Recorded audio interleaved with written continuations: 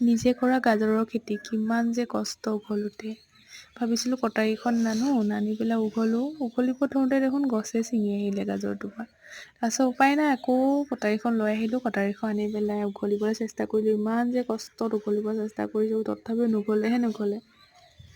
কিমান যে কষ্ট গাজৰটো উলিয়াওঁতেও।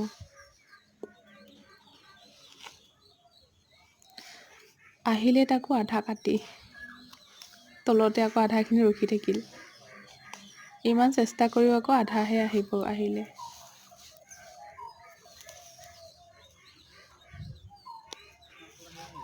এটা উঘলোতে আনটোহে উঘলিলে, কিন্তু যিটো নেকি আধাকে ছিঙি আহিছিল, সেই আধা টুকুৰাটো এতিয়ালৈকে ওলোৱাই নাই। ভাগ্যক্ৰমত ওলালে দেই।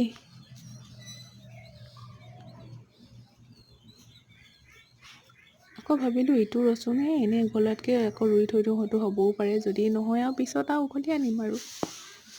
এই বুলি আকৌ পুতি থলোঁ। চাওকচোন, গাজৰটো কিন্তু ডাঙৰ হৈছে, আৰু অকণ ডাঙৰ হ'লহেঁতেন। কিন্তু কি কৰিব, ঘৰৰ বস্তুটো খাবলৈ মন যায়েই। Bye bye.